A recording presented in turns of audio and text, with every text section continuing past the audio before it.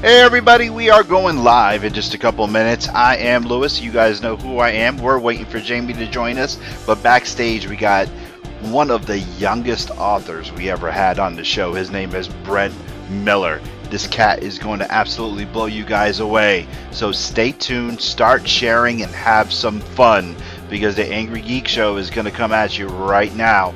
So make sure you start sharing at this very moment.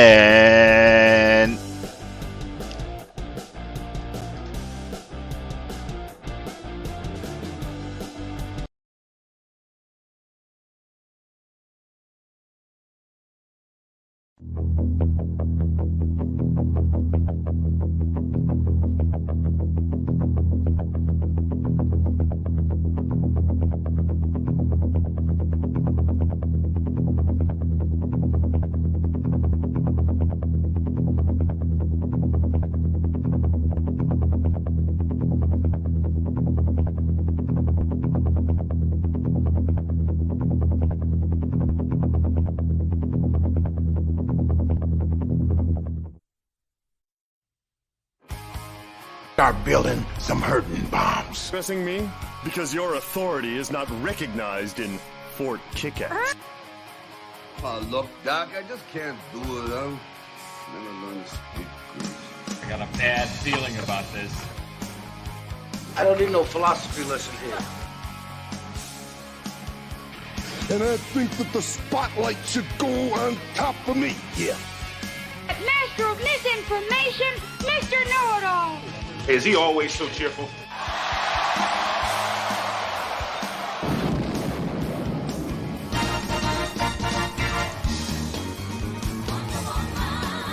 See, you told everyone your deepest, darkest secret. Gathered together from the cosmic reaches of the universe. Just like Tang Soo Do, I'll stand at the bar.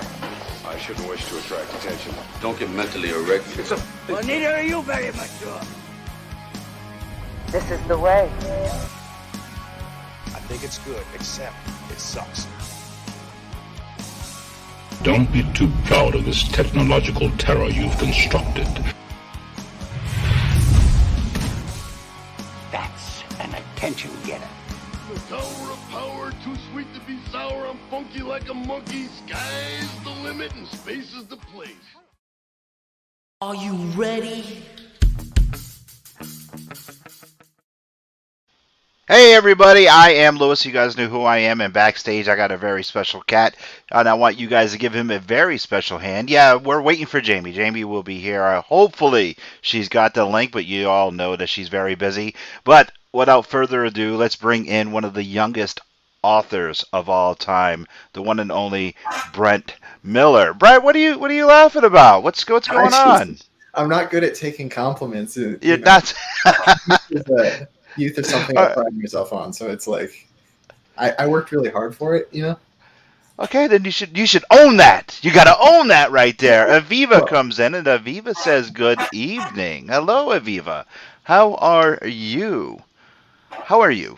Anyway, Brent, you started writing when you were what, 13 years old, and yeah, you got published. You got published when you were 16, right? And you kept moving. You're up to what? How many novels now? I think. I don't know why that's such a hard question for me. Four novels and then 6 novellas. Oh, now novellas. Now I just learned that word. A novella is. Now I wish Jamie was here because she'd be proud of me. A novella is a book with fewer than 1,000 words or something like that. 50,000. See, look at that. I'm smart. I'm like a You nailed genius. it. And yes, I nailed it. Look at that, guys. Now, how did you know what a novella was, or you just wrote it and somebody said, "Hey, that's a novella"? Yeah, pretty much just that. There are people. There are all the different guidelines. Some people are like, well, it's under 40,000. So if it's 40,200 words, it's a novel. But I think really at the end of the day, we just decide how to characterize it, right? So it's like, if I call it a novella, it's a novella. All right. So what can you tell us about your first book and your characters, and tell us about Cursed. Okay. Yeah. So Cursed is the book that I wrote This is not actually the first one I have published, but it's the one that I've continued with, right? I published it in 2019, I think. And it's I like to call it a Bildungsroman. I guess a lot of people don't know that word. High school English for me. But it's a coming of age story is what it means. So the main character. Of course I knew. I just had no idea. You were showing me that one before, and I was like, yes, I did.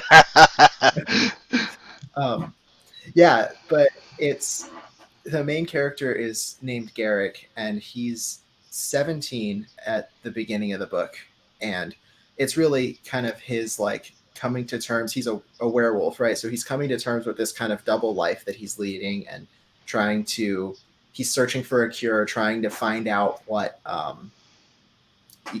find balance, I guess. So it's really it's a unique werewolf story, I think, because it's not just action all about the werewolves. There's human characters, and there's like the struggle between both parts of himself. It's really character driven. Yeah. So why is he trying to find a cure, and why does he need a cure? Was he born a werewolf? Was he bitten? Yeah. Do you want to give anything away? Yeah, so at the beginning of the story, it picks up about 2 years after he was scratched, and okay. Yeah, so in my in the cursed lore, I guess, a scratch transforms someone into a werewolf. A bite could technically do it, but it's pretty much like if you get bitten, you're gonna die. So, but if you don't die, you're a werewolf. Okay, cool. Yeah, so it picks up 2 years after, and it kind of follows two timelines. So you see him, you see the events that led up to him getting in the situation where he, sees werewolves, and then you see kind of how he copes with it. But this is a story where being the transformation isn't something that they can control or something that they are fond of, right? So it's once a month on a full moon. They're putting people in danger because they can't control themselves.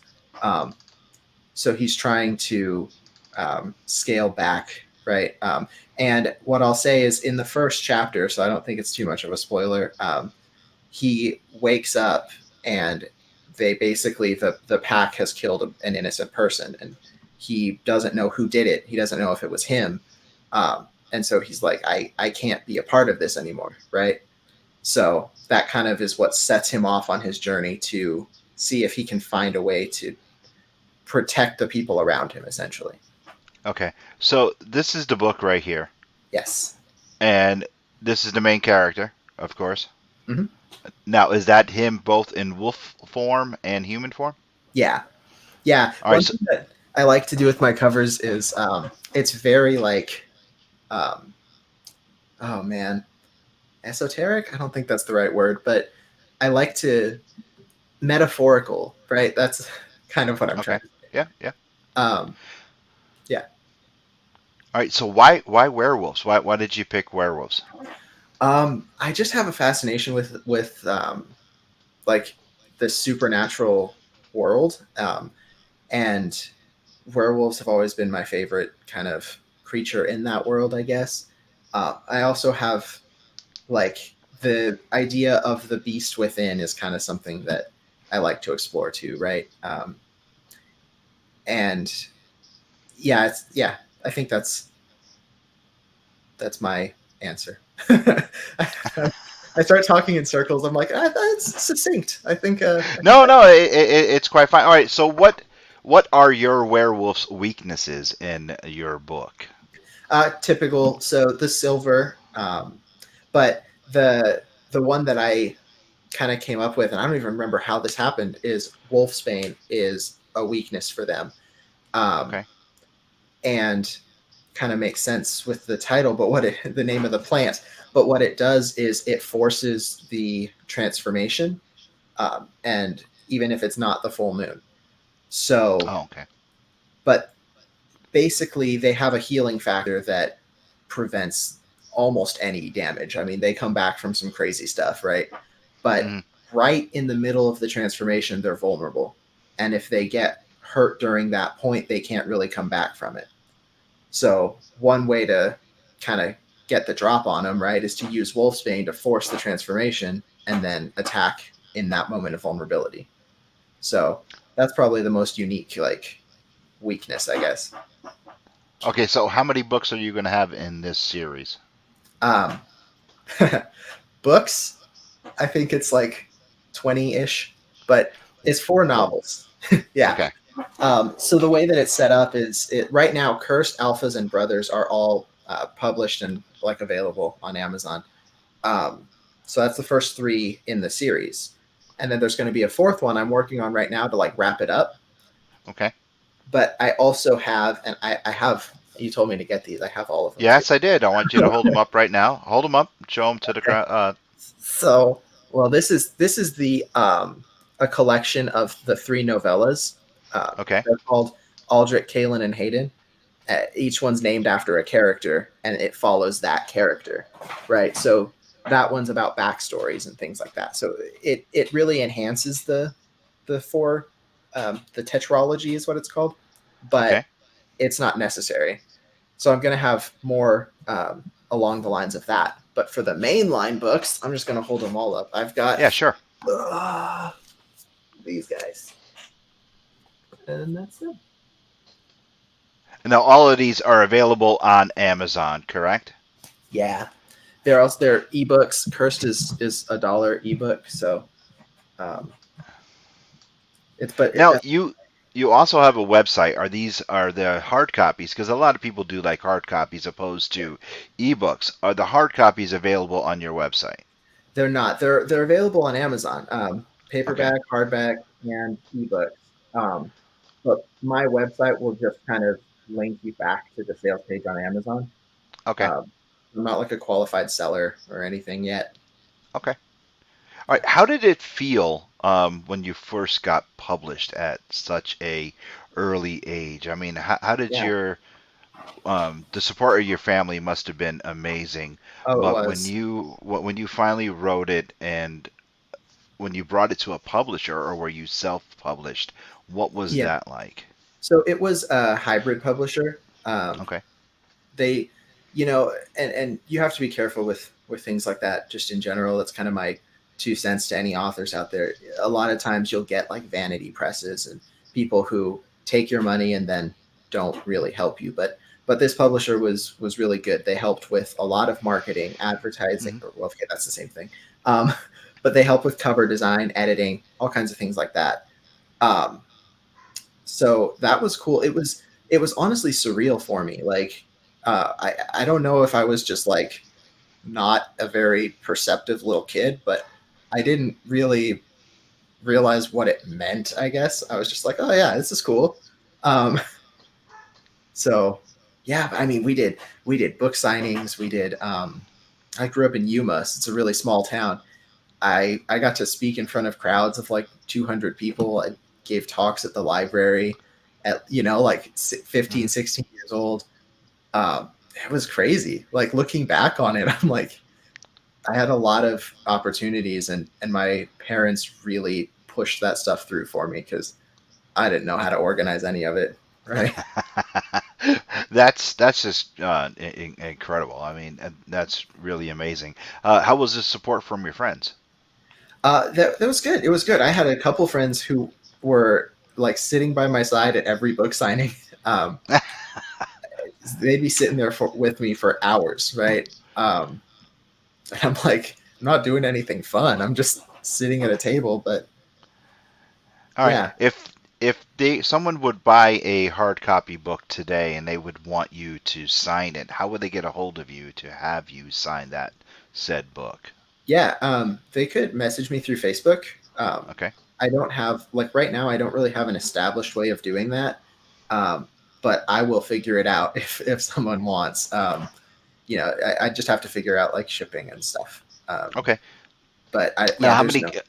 All right. I did read a little bit of your bio. I usually have that for Jamie, which I just did text for those of you waiting for the popular Angry Geek to be on. How many books have you sold? Okay, so of my first one when I was 16, we sold probably 300 to 400. It wasn't crazy, but it was no, good. it's fantastic for a 16-year-old. Yeah. The new one, I haven't really pushed marketing as much. People told me to wait till I have a series. I think I've probably sold about 200 of them since Nice. I published. Yeah. Okay. Now, where do you see this going? And now I know you have other books in the future, and you talked about your martial arts background. We're going to get into that in a second. But where do you see this going in the future? So my biggest dream is to be a full-time author. I want my career to be travel. I mean, going to Comic Cons like you guys do, just traveling and book signings in different cities, because interacting with I mean, I feel like it's really egotistical, but it's the one place that I feel at home is like in these. Oh no, it's definitely not. I mean, half our audience, they will all tell you they all feel at home at a Comic Con, at a convention. Right. It's like seeing your family again. It's like a big Yeah. family reunion. It's not egotistical to say that you feel at home. It's definitely not. You feel at home there. We all do. So not at all. I mean, and I'm sure, show us in the comments if you agree with me, please, that you do feel at home there. Yeah. But yeah, like, I don't know. So that's where I want to be, is being able to do this full time. I have Cursed. The Cursed series is coming to a close sooner rather than later. But okay. I think last time I counted, I have 13 other books planned of various, series. So I'm not running low on ideas. Okay. Yeah. Now, do you have any personal appearances lined up? I mean, I'm sure in your area there are comic book conventions or conventions that you can go to. Yeah, If Eva jumps in and says, of course, it is home. Yeah. Around me, COVID kind of hit hard. We're kind of just opening back up, I think. I did go to the Tucson Festival of Books recently, which was it was phenomenal. But outside of that, like, I've never been to, as a presenter, a convention or anything like that. Because every time, or I was looking at it in 2020, right? Okay. All right. Now, with your artwork, I'm going to bring up the Cursed. Can you guys bring up Cursed again? Thank you. Who did your art for that? So his name is Anton Rosovsky, I believe. Okay. I'm sorry if you happen to hear this and I'm mispronouncing it. I found him on Fiverr, and he's honestly just the most incredible person to work with. So now, have you thought? Now, I asked this because of our background and because of Comic-Con, because of comic books. Have you ever thought about turning this into a graphic novel? Oh yeah. Really? Okay. I mean, I have like so many. I mean, I can't draw, but I have so many big dreams. I definitely want a TV show. I already have like the pilot written, but yeah, that world's even harder to break into than writing books. But yes, I have that. I've thought of like the graphic novel adaptation, and I've thought of how it could take place after the series and cover like different events. So yeah, I would be open to basically anything. All right, what platform would you want it to see as a TV series? Where would you like it to be, network or streaming service? That is a tough question. Ideally, if I had my choice, I would pick a streaming service probably, because it gives you more freedom in your in your writing and your vision. But I also am terrified of Netflix because of their infamous 3-season cancel policy. So I'm not sure because it's 5. It would be 5 seasons. I've got it all planned out. So put it in the contract. That's all you got to do. Put it in the contract. Yeah.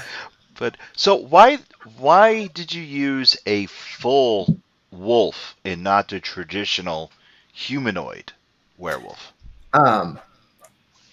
Ooh. Okay, so at this point, 3 books are out in the series. So Yeah. Spoilers are a little bit, if you come across them, that's it's gonna happen. Okay. I'm So not gonna. I touched something that I shouldn't have touched because I'm just going by the cover of the books that I've seen. So I mean, So okay. I will say the cover of the book is very intentionally like it's not necessarily a scene that happens. It's throughout the whole book, Garrick kind of sees this wolf, and that's like his personification of the curse, the lycanthropy, whatever it is. Yeah. In the actual like werewolf itself it's a full wolf, but it's bigger. It's I kind of picture being human. It's basically looks so like it's humanoid. Okay. But and then throughout the series, some things happen that kind of change lycanthropy as they understand it, and all of that stuff is kind of brought into question.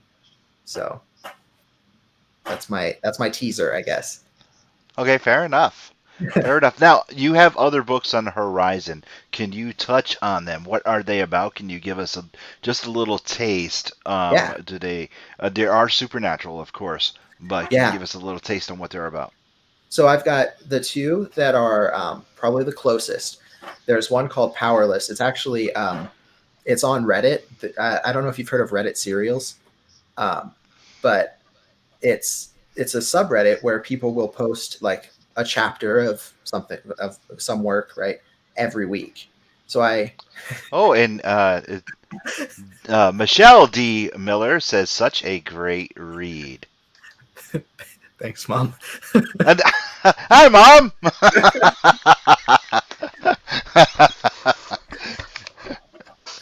Stop being nervous. You're fine. She's not biased at all. Don't worry about it. Yeah. I don't know if she's talking about Powerless or Cursed, but I mean, they're both great reads, if I say so myself. But Powerless it's all free on Reddit until I actually publish it. But okay, that one is about it's a superpowered dystopia. So it's a world where everyone has superpowers, and they're kind of ranked into 5 different categories, which is somatics, which is people who like their powers are like super speed, super strength, things that enhance their body. Shifters is a little more, broader. Michelle says all of them, of course, for those of you listening and not viewing. Okay. But and then there's intellect, which is just super intelligence, and sensor, which is like one of your senses is enhanced, right? So hearing, sight. He's not the main character, but probably my favorite character of that book is actually a sensor, and he has every sense enhanced. So basically his superpower is having a spider sense. And then there's deathless, which is only the leader has that, but his power essentially is he can't die, right? Okay, cool. So that's kind of and then the main character doesn't have a superpower, and turns out he does in the first chapter, and antics ensue, I guess. Okay, some of your influences. Who influenced you to write? Okay, Neil Gaiman. Oh, nice. So you must be excited for Sandman. Okay. I adore him. Like I mean, just as a human being, that he's who I aspire to be. And I mean, I say that, I guess, as an author. I'm a Christian, and so my aspirations are kind of not of to be a human, I guess. But as far as this world is concerned, he is somebody that I really, really look up to. Yeah. I read a lot of Michael Grant when I was young, so I'm sure that he's got some influence in there. Yeah. All right. So when it comes, Neil Gaiman just kind of blew me away right there. You just like totally, all right. Messed up my next question big time. So thank you very much for that. Well, Yeah, I knew I'd say something in this podcast that won your favor. I just wasn't sure what it was, but No, you already won my favor, so don't worry about that. But just don't be nervous, kid. I mean, you're like super nervous here. am I? Yeah, a little bit. So you mentioned earlier that you go to Marvel movies and you watch other movies and you see fight scenes and you say, "Oh, you wouldn't have done that. You would have done this because of your martial arts background." Who is your biggest martial arts influence? This one I don't have as cool of an answer, I guess. But Ben Couch, if he's watching, Okay. he's my karate instructor, and okay. I mean, as a martial artist, he's incredible. He is a black belt in, I think, at least 5 arts, like one of the best in the country. But as a human being, he has my respect, just undying. He's the most humble person I've ever met.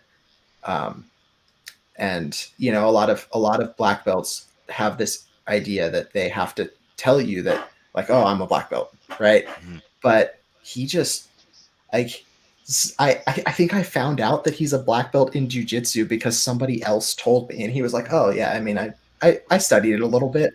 You know, he's just like, he's so humble, and he's like sees the good in other people, and I think that mindset really ties into martial arts too, right? Because it's more than just fighting or anything. It's about having inner peace, and kind of it really is about who you are too. So all right. So my following question for that, or my segue, how do you incorporate that into your novels?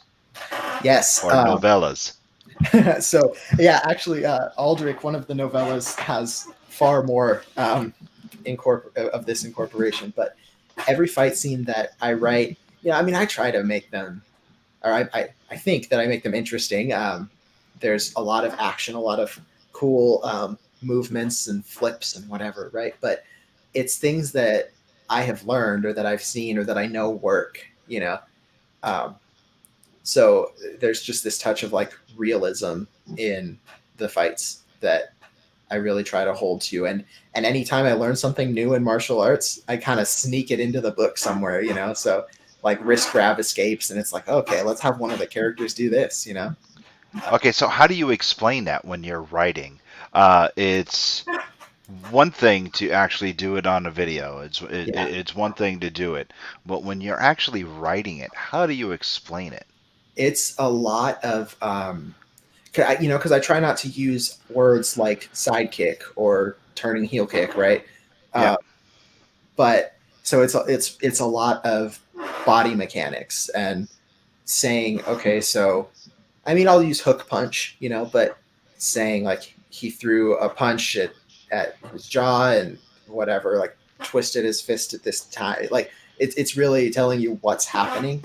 Okay. While trying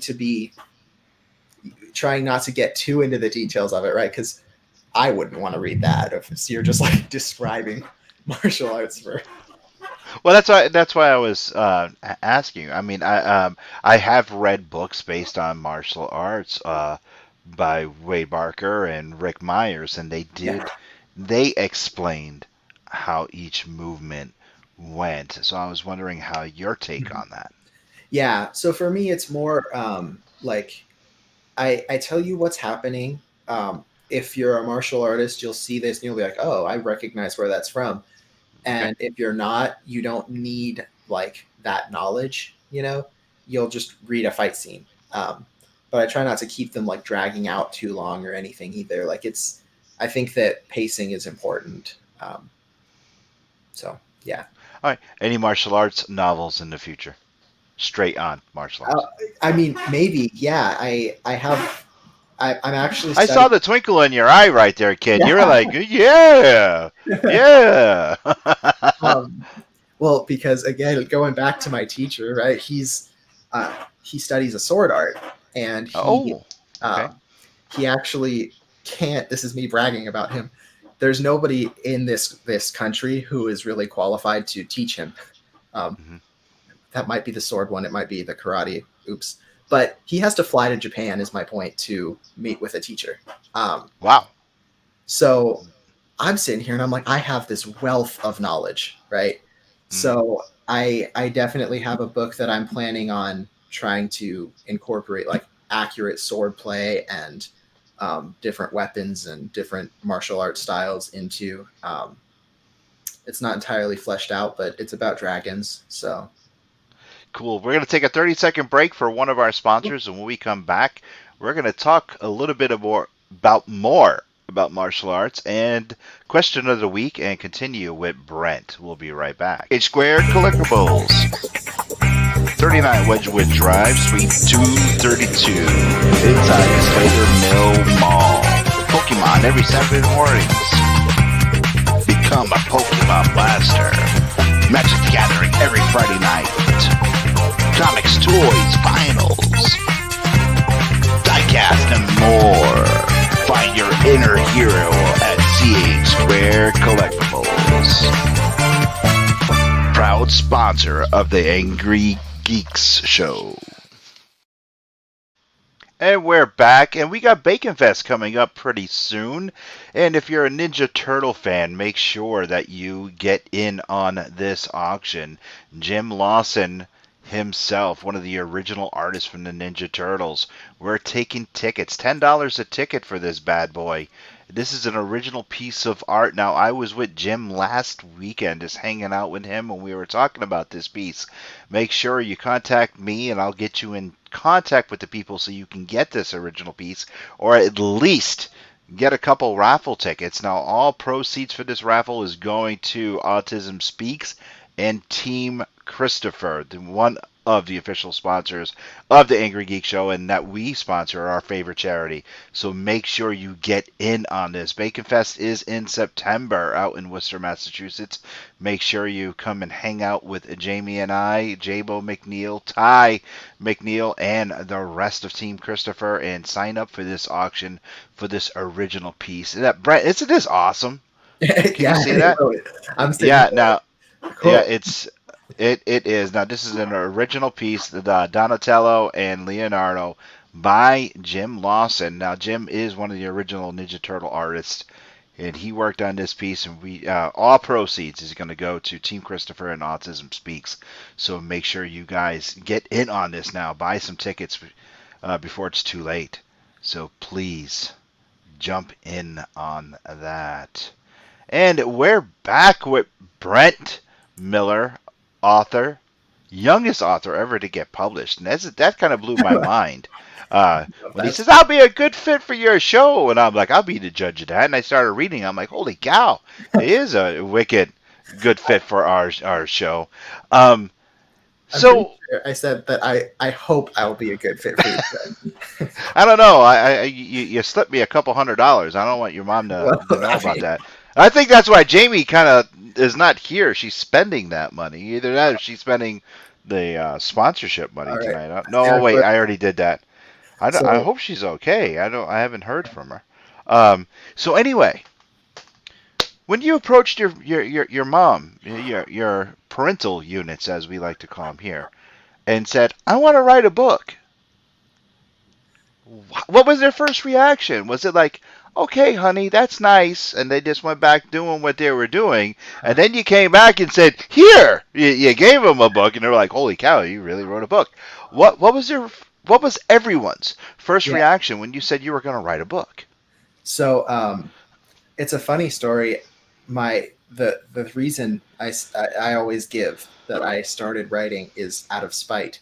One of my teachers told us, you can't, like, no author has ever written a good book without planning, right?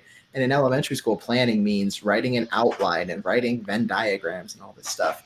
And I was like, oh yeah? So I wrote a book. Little did I know that would awaken like the biggest passion that I've ever heard. Right? But my parents are, I can't explain, I can't be thankful enough for my parents. They are the most supportive people, and they're the kind of people who I can't remember what their first reaction was, but I would be willing to bet money that it was nothing other than like, okay, well, I know you can do it, like that's every time I have any crazy endeavor I want to do, that's that's what it is. It's like, well, like, I'm not surprised, you know, they're like, and their confidence in me is really what drives me, I think. So, yeah. That's awesome. I still would like to know when you walked into the publisher's office and they found out how old you were. Now, did you have someone contact them for you, or did you contact them yourself, or did you just walk in there and said, "Hey, I have a book. I want you to publish it"? And who edited the book for you? Yeah, so we went through a company called Trafford, and it was all done online on the phone and things like that. But I mean, basically, I told my dad, like, I really want to get this published. And he was like, okay. And that was kind of the last I heard of it. Like, he talked to Trafford. He was my manager. He handled all of that stuff, and they did the editing. They did the cover art, and we kind of collaborated with them on it. They made me business cards, so all kinds of stuff. But yeah, like, I don't know how that process went, to be honest. Wow. Okay. So are you on your own now, or is Dad still your manager, your agent? Yeah. I mean, I do. He's always there to help, right? But yeah, I'm pretty. That's groovy. Handle my I handle communications with the cover art, with marketing, things like that. I go through Amazon on my own, so I definitely am more independent, but definitely not like on my own. So. All right, let's go back to streaming and making this into a TV series. Do you want it to be live action, or do you want it to be animated? Because you are a huge anime fan. So how do you want it? How do you want it? Yeah, I never actually considered it. I want a live action, and I've got, obviously, like, my dream casting and everything. That's my next question, kid. All right, live action it is. Who do you want to play who? Okay, so Chandler Riggs to be Garrick.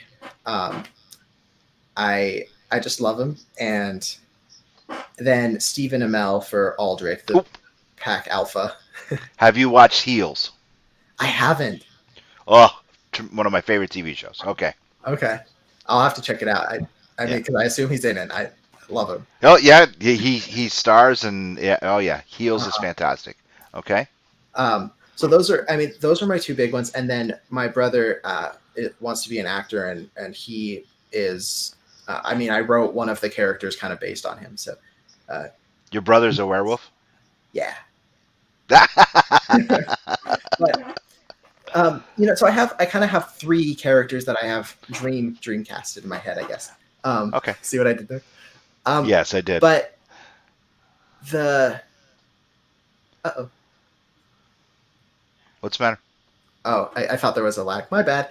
But one big passion for me is there are a lot of characters, and I want to find new actors, like people who are going to film college at the U of A or things like that. Because if I get this show, and Cole Miller says he wrote the best character based off of me. I would assume Cole is your brother. He is, yeah. Okay. He's also the best actor I know. Okay. But if I get this show, it means my dreams have come true, right? Okay. And as much as it would be awesome to work with, like, the big names and the famous celebrities, I want to give other people that same chance that I have for their dreams to come true, Okay.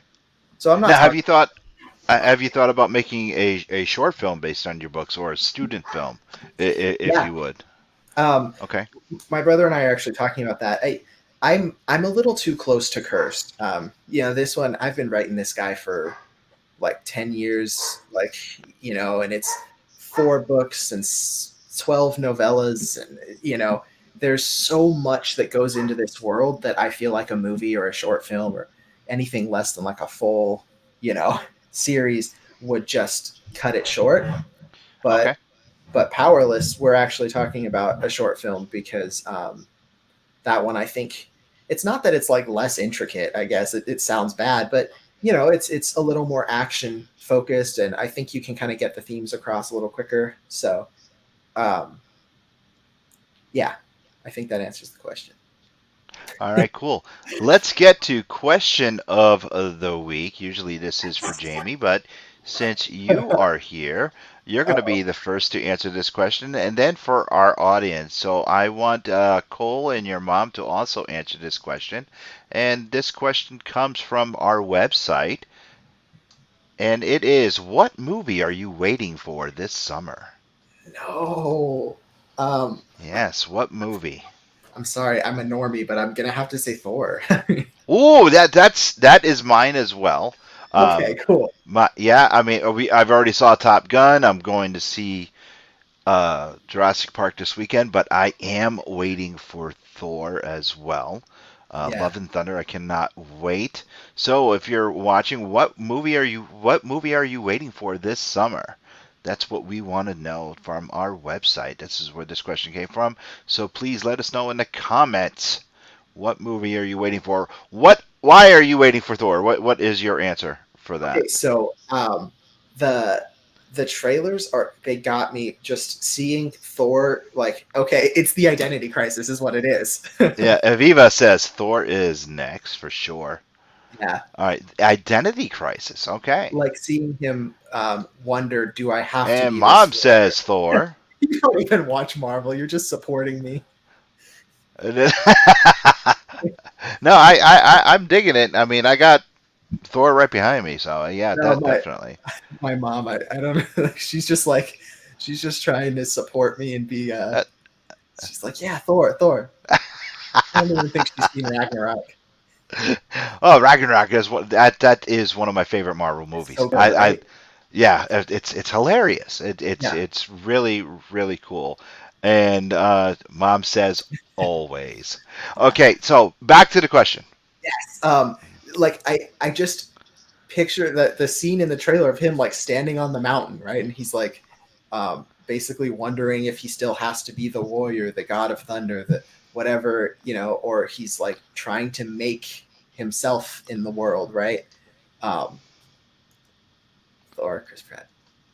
And Cole says, so excited to see Thor 2. Chris Pratt and Chris Hemsworth are so funny together. Yes, they have definite chemistry. Yeah.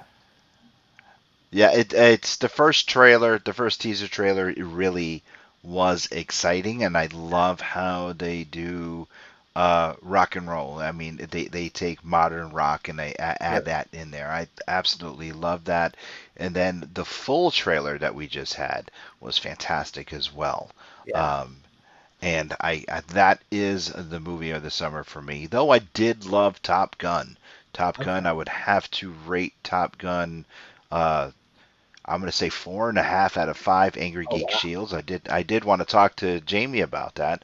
But it's exciting, and we'll be viewing Jurassic Park this weekend. I'm sure Aviva will be watching that, even though she says Thor is next.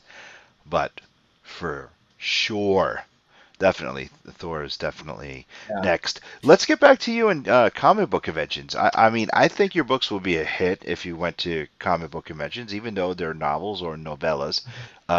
Set up a table, buy a table at a convention, and just start selling them, kid. I think they would be definitely a hit. Viva comes in and says, "Oh my God, Top Gun was good, but maybe 3 stars." Aviva, I would have to say, no, I'm gonna say 4.5. I really dug it. Not to spoil anything, but it was a little bit of a tearjerker at one point, if you know what I mean. And I just dug it. I got goosebumps when I heard Danger Zone. The spin on the Top Gun anthem that they did in the very beginning was pretty damn awesome as well. As everyone who watches the Angry Geeks know, the Top Gun anthem is also on my playlist. So I loved it, man. It brought me back to 1984, and I thought it was fantastic. So in Aviva's defense, she didn't say out of how many. She probably meant 3 out of 3. Yeah, 3 out of 3 stars, definitely. And she says, yes, nostalgia was all there. And you did know that Penny was actually the Admiral's daughter that Goose and Maverick blew by and made the dress go up in the first Top Gun movie. And Mark actually comes in and says he liked it. It was fun. He's saying 3.5. Brother, I'm at 4.5 right there. And Aviva comes back and says, not a Jurassic Park fan. Wow. Wow, wow, wow. And yes, Aviva comes back and says, out of 5, LOL, Lewis knows. Yes, so Mark and Aviva, super fans of the Angry Geek Show. No, I loved it. I thought it was fantastic. And it made me kind of want to dig out the Nintendo and bring out the Top Gun game. The NES, man, because like, wow, it was just awesome. And no, Mark Mark says it should say the Batman 5 stars. No, not now. No. Let's not get back to that. That was so last March. Not at all. Not doing that anymore. Not at all. That I dislike that movie so much. It just was not a fan. Not a fan of the Batman at all. No, not at all. Not at all. Not at all. So what other movie are you waiting for this summer, Brent?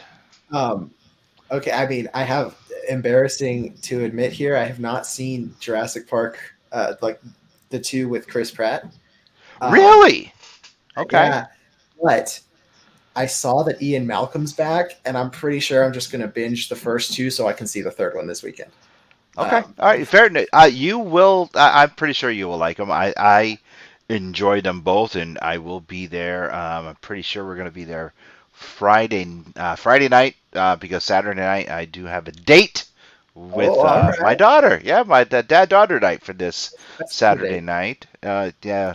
So I will be doing something, hanging out with my daughter Jacqueline on Saturday night. So I'm definitely going Friday night to see Jurassic Park. Anime. You don't read Japanese, but you have Japanese comics. Please explain that. Well, so My Hero Academia is my obsession right now. Really? I'll have to send you a link. Okay. I'll send. Actually, just go to our website. I believe the video is still up. Okay, cool. I'll take a look. Yeah, I love it. And I want to learn Japanese. So I've been studying on Duolingo, and I bought myself all the volumes of My Hero kind of as a goalpost, right? So I want to be able to read this. So it kind of gives me a concrete thing. Yeah. Now, have you watched the anime? Yes. Okay. The best way, and this is what I've been told, to learn Japanese is to watch with the subtitles on. Mm-hmm. And you could, I mean, that's how people kind of blew me away. They were learning Japanese by watching this. And voice actors from the show actually told me that's how they learned Japanese. Yeah. Just go to the Angry Geeks website and you'll see what I'm talking about. But for sure. So what is the influences on you from anime? Yeah. I mean, one thing that I definitely see in a lot of my writing is like the shonen, the classic shonen power jumps, right? And like, you always you want to fight the bigger bad and these epic battle scenes, I guess. Mm-hmm. But I also, the Deku's out there, the main character who is just so blinded by hope and optimism that nothing can phase them, I don't know that I necessarily have like as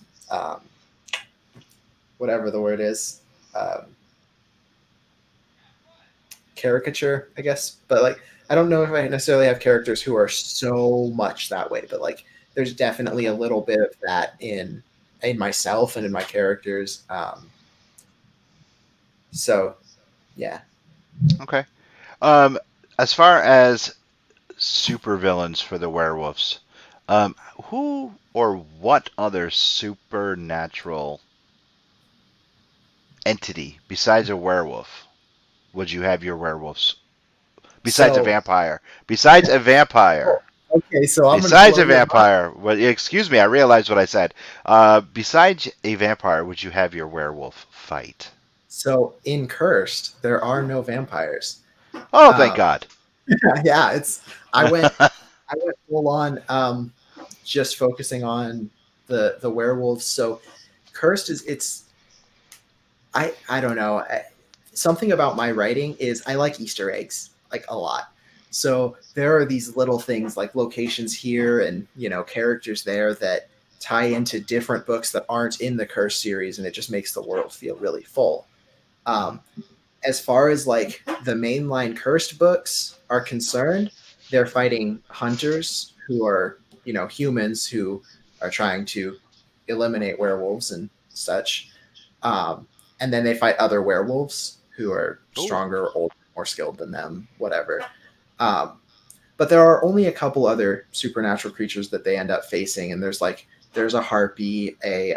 My favorite is a succubus. That's my favorite creature for a werewolf to fight, because the idea that they drain life force, but a werewolf is constantly replenishing life force. So the succubus can kind of just become this all-powerful entity, right? Okay. So I think that's just a cool combination. So there are a few in there, but for the most part, Cursed is werewolves. No, that's pretty amazing, because everyone is always vampires versus werewolves, versus werewolves, and right. I think a werewolf story without vampires is pretty unique. And a J-Bo is in the house, and with a J-Bo in the house, I want to bring up once again, if you don't mind, this amazing Ninja Turtle poster that is up for auction for Autism Speaks, and it's going to be auctioned off at Bacon Fest. Now, once again, I was with Jim Lawson last weekend. It's $10 a ticket for this amazing piece. Contact J-Bo McNeil or Ty McNeil, or you can even contact me and I'll point you in the right direction for this one-of-a-kind original piece. Just like I said earlier in the broadcast, $10 a ticket to be raffled off at Bacon Fest by Jim Lawson, an original Ninja Turtle artist. This is just beautiful. Even Brent, you're gonna bid on it, aren't you? Yes, you are. I have to go to Bacon Fest. No, you don't have to go to Bacon Fest. You do not have to go to Bacon Fest. You don't have to go to Bacon Fest. You just contact myself or J-Bo McNeil and just get a raffle ticket. You don't have to go to Bacon Fest in Worcester, Massachusetts. But yeah, all proceeds go to Team Christopher and Autism Speaks. That is just a wonderful thing. Absolutely. The second time that I gave my word to Mr. Lawson that we will show that twice a night. So yeah, right. So I had to do that, and I'm having such a good time here tonight. I wanted to make sure that we were running close to the hour, so I wanted to make sure I showed it again. And J-Bo jumped up, and you are welcome, brother. You're my pleasure, always. So, where can people find you on social media? Facebook is where you'll want to go if you want to interact with me. To be honest, I do have Twitter and Instagram, but I don't really use those. I'm working on it. I'm trying to get better, but Facebook's where I'll reply to messages and stuff. I also have my website, but my website's more just like it has all the pretty pictures of my books and directs you to Amazon to get them. So, all right, why don't you hold up the books one more time? Yes, I'll hold them up all at the same time. Practice my skills. So, we've got from. I was going to say right to left, but I think it might be mirrored. But Cursed, Alpha's Brothers, reading order. Okay, so Cursed is the first book, Alphas is the second book, and then Brothers is the third. Give me a synopsis of all three books before we wrap up. Okay. I'm going to do this as best I can without spoilers. Cursed is about Garrick Elliott, essentially wakes up one day and his pack has killed an innocent hiker in the woods where they transform, right? And so he kind of struggles against the culture of his pack as he tries to search for a cure and find ways to handle all of this on his own without putting more people in danger. That, hunters kind of catch wind of him, and that causes a lot of conflict.